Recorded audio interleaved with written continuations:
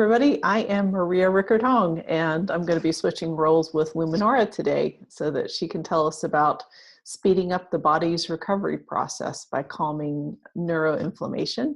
If you don't know about me, I have also done an interview on her series, and you can find out more about what your doctor may not be telling you about autism recovery. I'm a health coach. I'm the author of Almost Autism, Recovering Children from Sensory Processing Disorder, a reference for parents and practitioners. And I'm also a board member of Epidemic Answers, which is a 501c3 nonprofit that lets parents know that recovery is possible for children with autism, ADHD, allergies, and asthma. And we are the ones who are sponsoring the production of the Documenting Hope project, which is a long-term research and documentation project. And I'm also a board member of Parents as Partners. And so Luminara is going to tell us about herself so that we can sort of kick things off. So hi, Luminara, welcome. Thanks for being here today. Hi, Maria. Thanks so much for switching roles with me Sure. and being the interviewer. I think what I want to say about myself, if people don't know, you can go on my website, autismtransformed.com, transformed with an ED, and there's a little bit of background about what I've done and what I'm currently doing to help kids on the spectrum. Basically, I started off as a molecular biologist. My degree's in cell biology and genetics. So I worked in the biotech industry for about almost 20 years, and as a researcher and helping researchers with different products. And so my interest and my love is really the biochemistry and the nitty-gritty inside the body. So that's where I like to work. I later studied neuromodulation technique from Dr. Leslie Feinberg. He's a chiropractor in Oregon and a brilliant man who developed this methodology, which I'll talk about later, the neuromodulation. And so with that, besides doing putting on the Autism Recovery Summit, I have private clients and help kids with the things going on in their body in that way in recovery, so that they feel better in their body, and then they can shine, who they really are to the world, no matter how they are. It's just perfect. But we want to help them feel better in their bodies. Okay. Yeah. Okay. Awesome. Mm-hmm. All right. So tell us what you mean about autism recovery and what's your approach to helping parents to do that? Sure. Well, I kind of just, went over it a teeny bit, and really what I'm focused on is the dysfunction in the body. So if there's a lot of inflammation, if there's a lot of digestive issues, there's going to be certain behaviors. I wouldn't feel good in my body if I was bloated and gassy and not digesting my food and not getting my nutrients and had a lot of inflammation and pain. Mm-hmm. So that's where I like to look. Where are they stuck with their ability to let go of toxins from their body? Where are they not bringing good things in their body? Let's remodel the gut and put the right microbiome in there, make sure we enhance in every way possible and help with the inflammation. So I like to look at that nitty-gritty in the body. Once that's helped a lot, then, our behavior, we feel better. Right. We feel better. Right. So we'll act better, and we'll be more interactive and less isolated. And so that's my idea of recovery. Sounds good to me. That's a really, really good definition of it, for sure.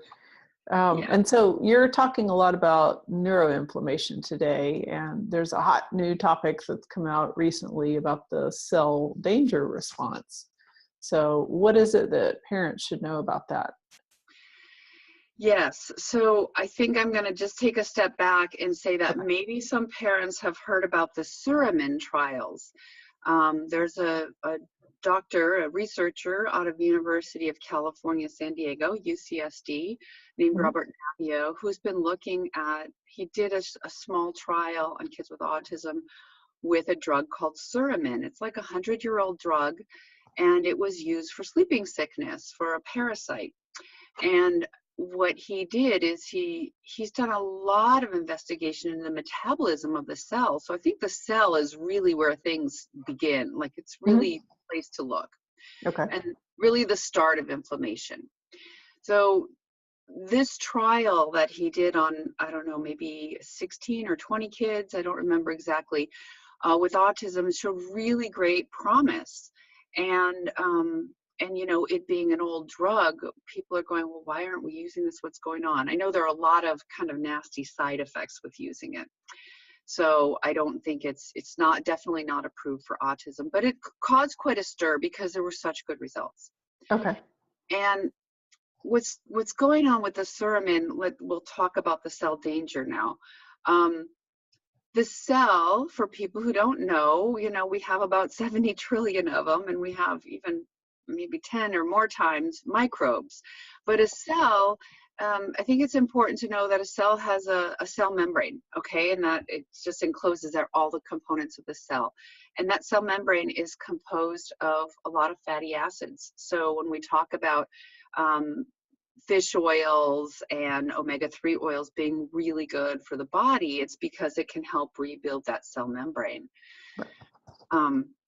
So when we get an infection, a toxin, a heavy metal, something that doesn't belong in the body, what happens? Well, it touches that cell membrane, and this cell is so smart.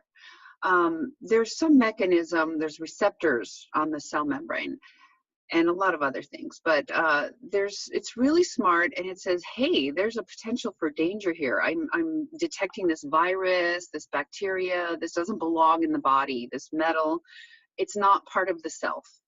Right. So what happens is it's kind of like there's all these metabolic functions happening in the cell. Your mitochondria are producing ATP, which is the energy source. Your DNA is working to make RNA, and then the RNA makes little proteins. So these proteins do all kinds of functions like methylation or, you know, other key biochemical reactions. So it's working together in harmony, and everyone kind of has their job, right? When you have a threat from the outside, the whole village, it's like a village inside, everyone working together. When there's a threat from the outside, like from another village, everyone kind of puts down their day job and picks up their arms, you know, to fight, to be prepared to fight an invader. And a lot of metabolic changes happen within the cell. So you stop producing the proteins you need, you start thickening that cell membrane, and it gets hard. So normally it's fluid and things can move in and out easily. But one of the things that happens when there's danger is that membrane gets hard because you don't want new things coming in and, you know, new threats. The mitochondria change what they're doing. They stop producing energy, and they start going into this kind of stress mode. So when we go into cell danger, we're not the cell parts, the organelles inside, they're not doing their day job, they're getting defensive. And one of the things that happens is the ATP that we normally use for cellular energy, it gets shuttled to the outside of the cell. So the cell membranes open up, ATP comes out, and it sits on these cell receptors, and that signals other cells nearby to say, hey, there's danger in the neighborhood, pick up your arm, fight. So this is the cell danger. And I think we've heard a lot about the autonomic response when kids are in, or when adults too, are in fight or flight mode, fight, flight, or freeze, right? It's when the sympathetic nervous system is on high alert. And our kids on the spectrum are often in this state where they're on high alert rather than in the rest and digest, where they can actually build and be anabolic, building cells and digesting. So that's the system-wide, right? When we're in fight or flight. The cell danger response is the same thing at a cellular level. It's the fight response. And this is a normal response and necessary and needed, right? Because if we have a bacteria or virus, we want to get rid of it, and we want all the other cells around us to cooperate. Right. And I think I want to add one thing is that response, that purinergic response, that's when the ATP goes outside of the cell and sits on the receptors. ATP is a purinergic molecule. It happens mainly in the neurons. Okay. So this is happening, this is neural inflammation specifically. And of course we have nerves throughout our body, so it can happen in the neurons throughout the body. Mm-hmm. If the cells are in danger, the idea is to enlist the immune system and the cytokines and inflammation and all this, and take care of that virus, and then be done with it, and then go back to your day job. Okay. So what we're finding with kids on the spectrum, what scientists are finding, researchers, is that this cell danger response keeps going. Right. Okay. So the cells are constantly in this fight mode. Now, it could be because the danger's still there. It could be Mm-hmm. legit. It could be because the cells are just stuck there. Right. And it's not legitimate anymore. Right. So you can imagine if you, let's say the cell is actually taking care of the virus or the aluminum or whatever it is, Mm-hmm. but they're still fighting. Okay. And they're still stressed.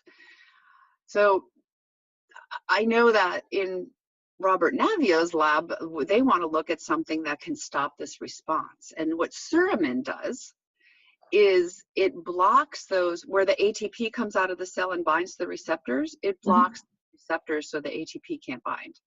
Interesting. Okay. That's my understanding of it. And Okay. when that happens, you don't have the cell danger response anymore. Okay. And so you don't see the inflammation. Okay. So everything calms down and everybody can go back to their day job. It calms down, and what they saw in the Suramin trial is that what they saw in mice is it works for about 5 weeks, because Suramin in the body has kind of a long half-life. It lasts for about the half-life, which means the point at which half of the molecule is degraded and half is still there, is about 50 days. So in the mice, they saw that there was a really great response for about 5 weeks.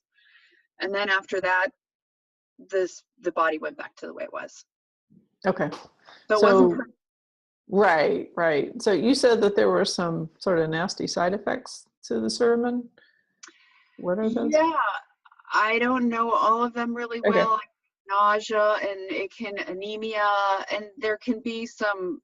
It's a big molecule, and it can probably do a lot of nasty things in the body if you keep it in there a long time and you have a lot of it in there. So I think that's the concern with actually using that. Okay.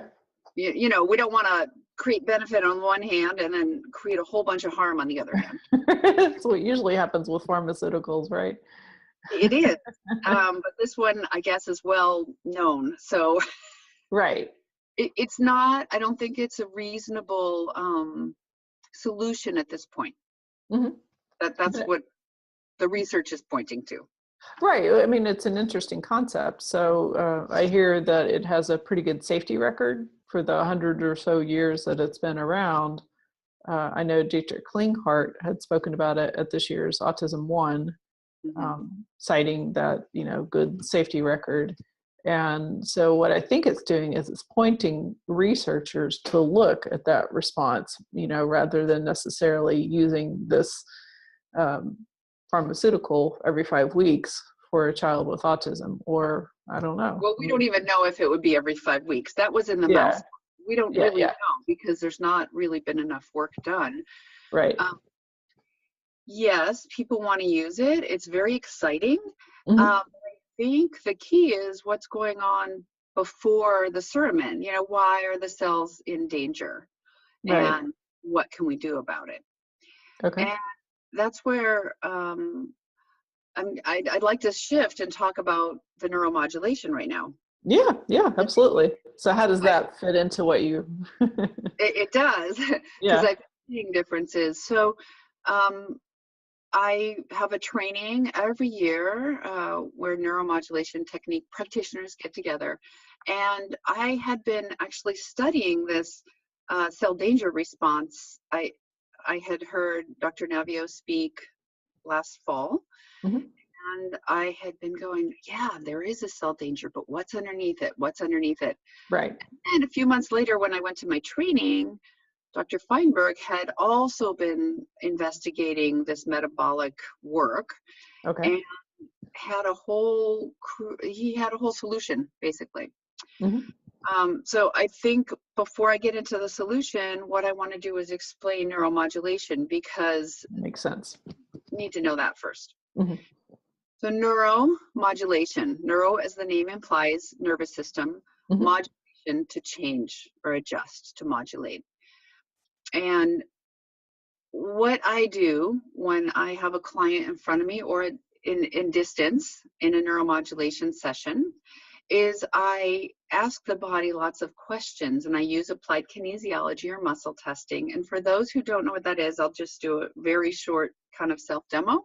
Hmm. If you were sitting in front of me in my office and I'd ask you to put your arm out and give me some resistance. And what I would do is ask your body a question like, I'll just ask a silly one, are you wearing white? So I would get, my arm would go down, your arm would go down, and that would be a yes. Are you wearing black? And there would be resistance because that's a no. So it's just a way to get a yes, no answer from the body. And I'm really talking mainly to the subconscious mind, because the subconscious mind remembers everything that's ever happened. There's Right. real meticulous records. Hmm. So in the process of the neuromodulation, what I would do is ask various questions like, is there awareness that any neurons are in this cell danger? And there I can ask about all the different metabolic steps in the cell danger. When the membrane gets stiff, that's what happens is the body is making what's called membrane lipid rafts. So like a raft you would have out on the water, it's a raft.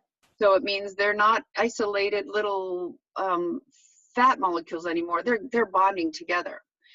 Another thing that happens is the increase in reactive oxygen species. And what that means is you have a lot more oxidation going on inside the cell. And you want that because you want to kill whatever the invader is. Right. The mitochondria aren't producing energy for the cell. They're leaking the ATP out. So you have a bunch of different metabolic changes. And what Dr. Feinberg did was study Dr. Navio's work and see, here are all these changes.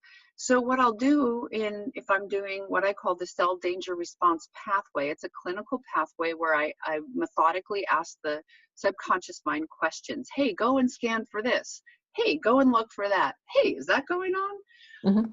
And at some level, the body has awareness of this, but maybe it's aware of the neurons over here, but not the neurons over here doing it, for example. Okay. So when I ask for awareness, I can create awareness throughout the whole body so that kind of everyone's on board. It's a team event, it's a community event. And so there in this cell danger response pathway, there's all those nitty gritty. Is the cell doing this? Yes or no? Is the cell doing that? Yes or no? Is the cell doing that? And we can ask about genetics. We can ask about protein products being made. We can ask, you can go as detailed as you want to go. And if I find that these cells are behaving in this fight mode, but there's actually no trigger existing for it, so the microbe is gone, the pathogen's gone, the metal's gone, the phytoestrogen's gone, whatever, xenoestrogen, the toxin's gone, then I can say, hey, cells, you're doing this, fighting, but you could go back to your day job right now because the threat's gone. Right. And then taking measurements of how bad is this, what I call is the burden. What's the burden of your doing this cell danger when it's not appropriate? And as I do different sessions on people, what I'll find is that burden goes down and down and down and down. And I can look at very specific things. So we're looking at cell danger overall, but I can look at cell danger as it applies to neural inflammation. And I can look in a particular part of the brain if I want, let's say the speech processing areas, or the, you know, motor control to the jaw, for Mhm. example, Okay. chewing. Okay. So we can look at very specific things. But once I find that and create awareness in the body with the neuromodulation protocol, um, I kind of give an instruction and say, well, this is kind of passe. You know, you might want to go back to your day job. And the Right. body says, okay, well, that's a good option. It usually will say, okay, that's a good option. And then I can also look for what's the current infection, what's the current real threat, right? So we can distinguish what's the real threat and when are you in overdrive and you need to go back to regular metabolism. Okay. And then the neuromodulation, then we do a series of different tapping and breathing, and then that tells the body this is the new way to be. And so some of the things I've seen with doing that, I've seen kids begin to talk. Wow. You know? Yeah. Imagine if you don't have an inflamed brain and you don't have this fire, how the neurons can connect and things can, you know, you don't have all this excess energy spent even in the Mhm. inflammatory process. Right. Yeah, It sounds like things sort of get frozen there for a while or get into a groove and a rut and they just don't know how to get out of it. right. It's like a habit. Yeah. Bad one. Yeah. And Yeah. I don't know why. I don't know why it becomes a habit. Mhm. Sometimes we just get in, right? We get in these habits of doing things, and then one day we go, "Wow, why am I doing that?" Yeah, It's I not know, right? serving me. Right, right. So, when you do NMT, have you used the cell danger response pathways on any of your clients yet? And if so, what are some of those responses that you're seeing? Yeah, so I've been using it for about 6 months since I learned it, Okay, and it was a lot to learn. I bet. Being a cell biologist, I loved it. You know, it spoke to me, Mm, but it was like learning the metabolism of the cell all over again. mm, So I've been doing it for about 6 months, and like I said, I've seen kids start to talk. Um, I'm thinking of one child in particular who's 11. He does facilitated communication, right. and he has poor motor control of his hands, so his mom would help guide him, and she's doing barely any guidance with him. It's very different. So he's got a lot more motor control. And then I heard him in the background at a session, and I said, "Is that him talking?" And she said, "Oh yeah, I forgot to tell you, he's saying some words." Oh, that too. Are you kidding? And he hadn't been talking before. So um, Wow. yeah, that's one person. Um, gosh, I didn't even catalog these before I started.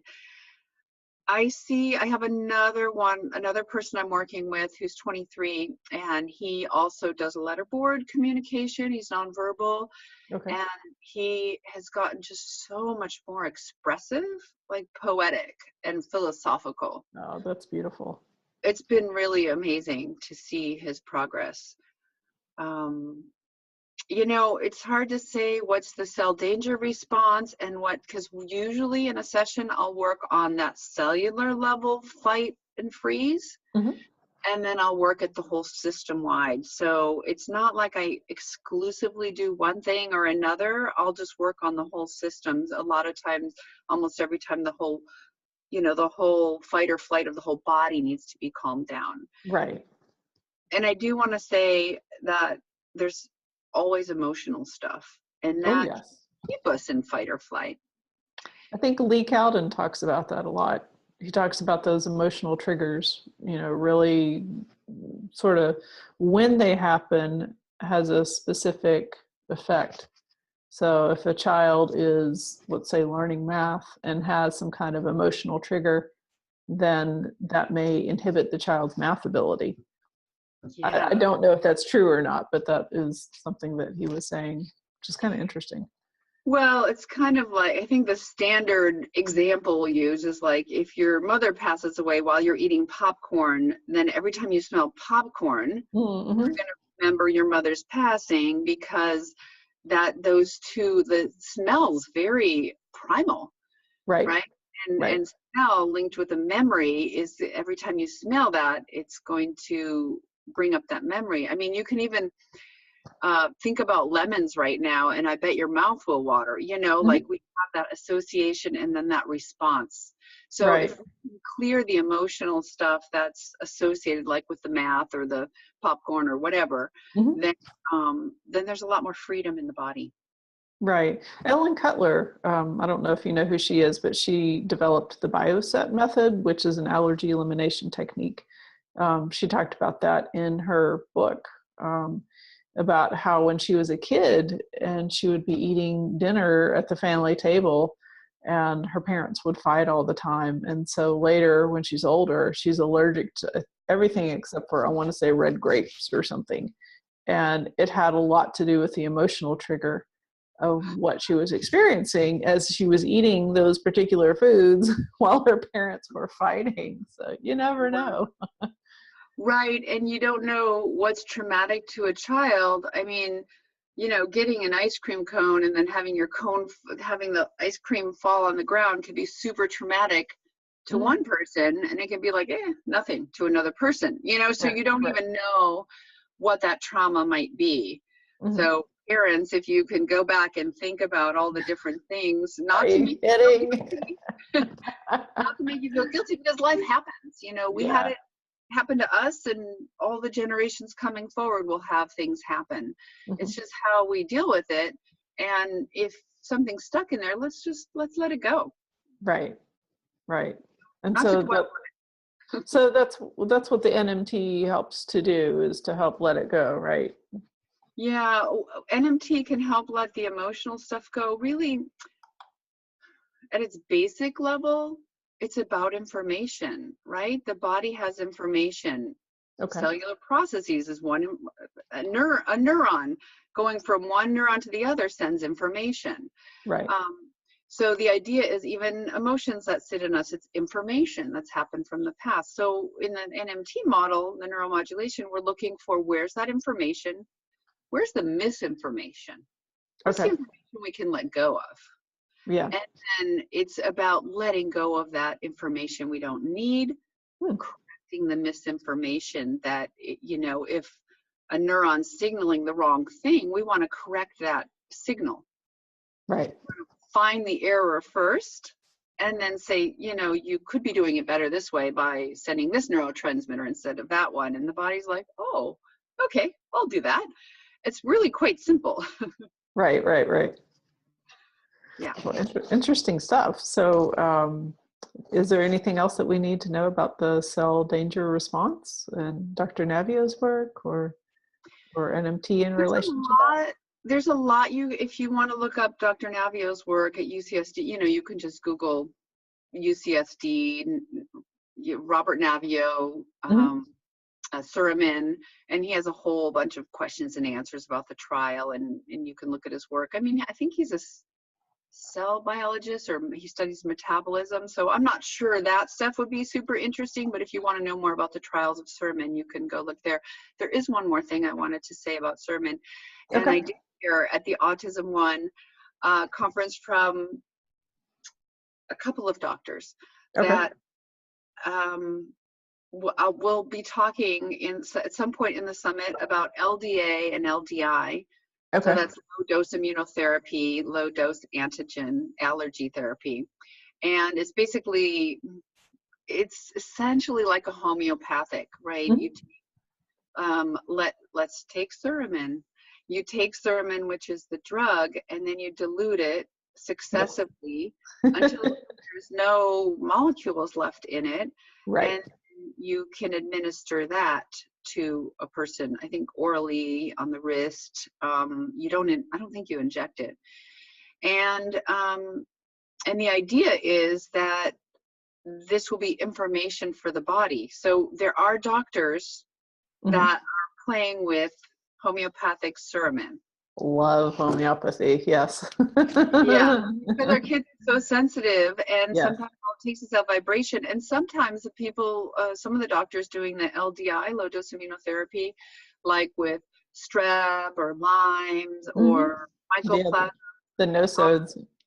the nosodes, right? Mhm. Um, you have to find the right dilution too, because some of Yes. them are still too strong for the kids. Right. So I think that's a work in progress, and people are getting more and more experienced with that. I would say NMT is similar to that because it's Mhm. like giving an energetic frequency, Right. Right. but it's not giving them. I'm not sure how often you would give an LDI. You probably know, right? I haven't done LDI for my kids, so I don't know specifically. So I don't know how often it's given. Sorry, But but you're doing homeopathics. we have done the series homeopathy for strep, for Lyme, for Epstein-Barr virus, for mycoplasma, and it has been wonderfully effective so far. And what's really I think counterintuitive is that the very, very high frequency stuff is actually the strongest. The stuff that is most diluted, that has like no molecule left at all, and it is actually the strongest. Hmm. So it's really kind of interesting. And I think there's a whole method to doing the LDI, but I think you can do different dilutions, different concentrations in the same one too, and you can do different um, different LDI, like different compounds. You can do a lime mix, for example. You Hmm. can do a mycoplasma mix, so it's not Mhm. just one thing, or a parasite Mhm. mix, whatever it Right. is. So, so that's exciting to see what's going to happen from homeopathic sermon. We Yeah. don't know yet. Yeah. Yeah. Yeah, Yeah. Go ahead. and and I was going to say that so far there's these receptors on the cells that bind the ATP. There's 19 different ones that have been found, 19 different purinergic receptors. Wow. So I wonder if, I don't know if there's different molecules for the different receptors, but I bet we could make a homeopathic or an LDI of Hmm. not just Furomin, but the various ones. Um, and my concern about that, even though I'd love to see wonderful things happen, is does that address what the danger is in the cell? Right. Yeah. Could you possibly be letting the danger thing into the cells when it shouldn't be just yet? So, Or stopping the response when it really needs to keep happening, like if okay. the pathogen is still there. So those are some questions we don't know.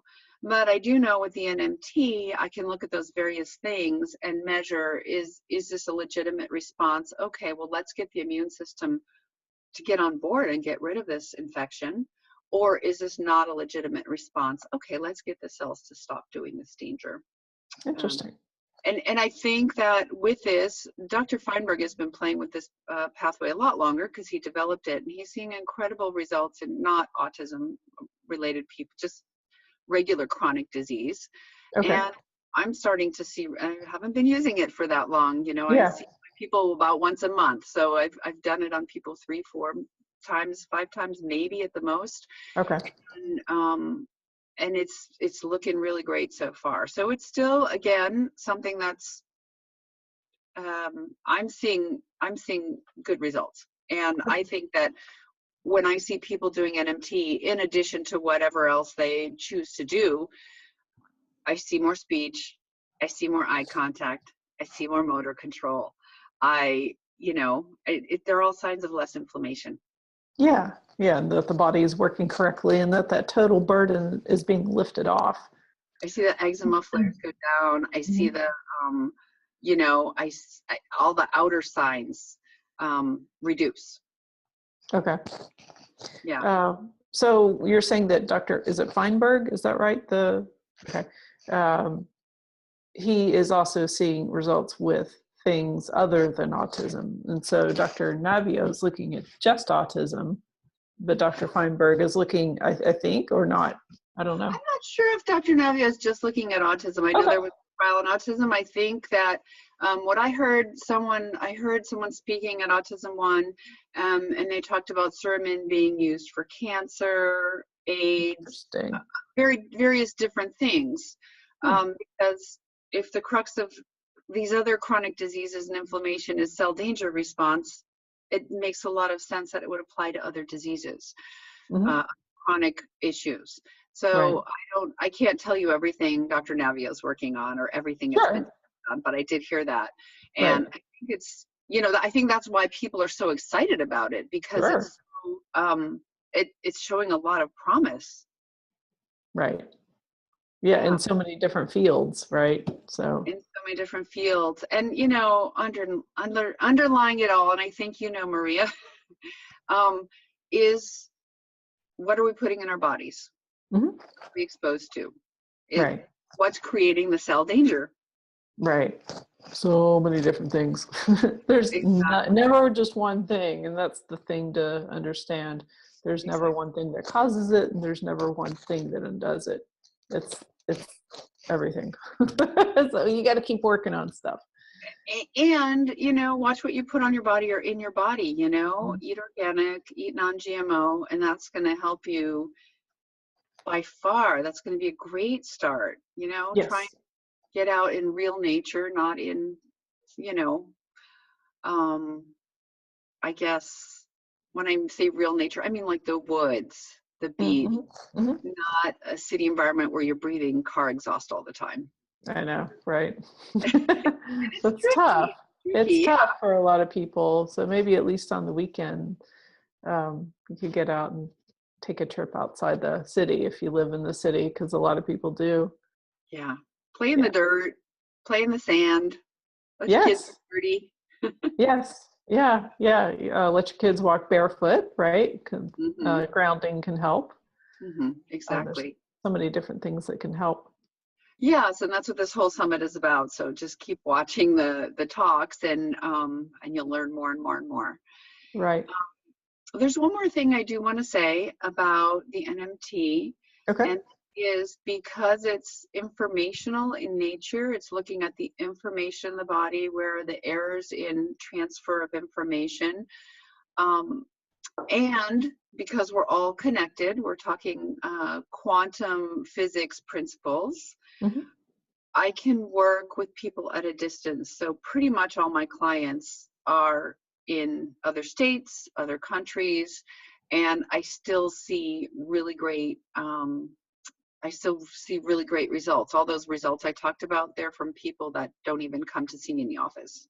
Okay. Now, explain to people how NMT works. There's a special little, is it a transmitter or I'm trying to remember how it works. Yeah. Well, it The basically person works needs. mind to mind, right? Right. It works through scalar waves. And I Okay. think what you're thinking of, let me just grab one of these. What you're thinking of is when I do a session with someone, Hmm. I can record that session. Okay. And when I record that session, I make an MP3 file and I send it to you. And then what you can use is this little, it's a scalar antenna. Okay. That's what I'm Like a thinking of. quartz crystal and some copper wire inside here. And then this just plugs into the computer or MP3 player. And so you just plug that right in. And when you play the MP3 file, instead of hearing the sound, it transmits through this scalar antenna and then emits a scalar wave. Well, people And don't know what a scalar wave is. What's a scalar wave? yeah, I don't even understand it fully. It's a physics thing. I am not a physicist. I'm sorry. Okay. I'm completely at that. But my understanding of a scalar wave is that it is a field. It's like you can think of those radio waves like this, Okay. right? And the radio transmitting station, the closer you are, the better your reception, right? So the Okay. farther away you are from the radio tower, you get more static. Well, with the scalar wave, the wave doesn't diminish over time and space Hmm. or over space. So I can be playing a file for you. I'm in the West Coast and you're in the East Coast, and it's not going to diminish. You'll still get the information from the scalar wave, the scalar Okay. field. And so much more than that, I leave to the physicists. Sorry. That's okay. I just wanted to have parents understand the mechanics of how this works. So Yeah, there's a guy, he used to be at Stanford, a professor at Stanford, William Tiller, and he Mhm. studied this. If you just Google William Tiller scalar wave, he knows a whole bunch about it or has written some papers. There's definitely science on it. My mind doesn't really grasp that science. Okay, no worries. No worries. Yeah. Okay, so you can work at a distance with people. You can work with people all over the world, all over the country. Absolutely. And I don't just do NMT, I help guide them with, so what we usually see with the state of a body with autism Mhm. is that there's a lot of toxic buildup, but there's not really much release of the toxins. Uh, So what I'll help them do is to open what we call the emunctory tissues and to drain. You hear it called drainage. So I use yeah, homeopathic drainage remedies. love it. It gets flowing. The lymph is the sewer system of your body. It takes all that cellular waste and it's going to dump it in the right places to exit the body. It's the pipes. So Mhm, help get the lymph open, help get the kidneys filtering better, help mhm, get the liver and gallbladder moving in the right direction. And then, of course, we also spit toxins out or breathe toxins out through our lungs and our mhm, skin. So if your kid's really rashy, it could mhm. be a histamine issue, but it could also be that they're blocked in their the other two main areas, the digestive tract and the kidneys. So if your child's constipated, they're probably not releasing toxins. So that's a huge thing, is once we get the system flowing, Mhm. then all that detox, and we get the detox stuff working better, it can actually leave the body. Yes, yes. And that's why I always caution parents and they're like, oh, let me do chelation for my child. I'm like, no, you got to make sure that kid's pooping every day, at least, at least once a day first Yeah, before you even consider it, right? yeah. Yeah. So there's a lot to consider. I mean, I can do a lot with NMT, and I could be like, yeah, hey, let's find all that mercury and aluminum and get it out of the brain. But if your lymph's not flowing here out of your head, Hmm. if it's compacted in here, and instead of being like a big smoothie straw, it's more like a coffee stirrer straw size, the Yeah. toxins aren't going to drain. And Right. so that's going to be dangerous. They're just going to move around and create different behaviors. So there's really a sequence to doing it. And I've seen some osteopaths talk about getting the passages, I believe it's the nasal passages, and also especially like the roof of the mouth, Mhm. because a lot of these kids have a high palate, and getting all the cranial structure working properly so that the toxins can flow properly from the brain, especially at night, because that's when I believe detoxification happens for most people. Right. And again, at Autism One, I heard in a talk that someone showed a picture of I think it was the jugular vein, if I'm remembering correctly. And, Hmm. like I said, it should be like a smoothie straw width, but it was almost like stuck together. It was so tiny, Yeah. the passageway. And so what we really want to do is help to open those up, right? And you can do some massage even. It's just some lymphatic massage right here and some Hmm. to do that. And there's a lot of other ways too, but I'm just saying that that is key, is to open the system, open the flow ways basically. Hmm. Hmm. Yeah. Exercise is good for that too. Just, Jumping on moving. trampoline. Yeah, Yeah, that helps. absolutely. I do dry skin brushing. I do too. Yeah, with essential oils. But sometimes kids don't like the feel of the brush on their skin, and that's Sure. okay. Yeah, yeah. But what we're talking about a dry brushing is it's kind of a hard bristly brush, Hmm. and you would brush upward, up your arms, Yes. up your legs, Hmm. Towards out, the heart. yeah, towards the heart, because that's where your lymph is going to drain. You're going to brush up the torso and up the Hmm. back. So if your kids like that, then and it feels good on me. That's one way to help get the lymph moving. Well, there's that white plastic brush that comes with the Wilbarger protocol that a lot of kids that have done OT or sensory OT have done. And it's sort of the same thing where you do the joint compressions first, and the shoulders, the elbows, the wrists, the knuckles, and then the legs too, and That then makes do that brush. And so that brush, I suppose, could also be used as lymphatic drainage, once they sort of get used to the feeling. But that sort of helps to get them into their bodies, yeah. to where they could tolerate something a little more funny feeling to them, or a little more annoying to them, I suppose. And as you work on the neural inflammation, and the neurons start firing correctly and growing properly, and they're not inflamed, that whole sensation thing might change. Right. Right. Yeah. That's another thing I've seen is like decrease in the sound sensitivity and light sensitivity and OCD. These obsessive behaviors or the rigid routine. We see those go down too. Well, the nice thing about NMT also is that the child doesn't have to be there, right? Well, I do like to see them the first time, right? Be asleep, and it's not invasive. I'm not poking a needle in anybody. Right. Them. I love non-invasive stuff. Exactly. That's going to cause trauma all over again. Let's not do that, Yeah, exactly. So, yeah, I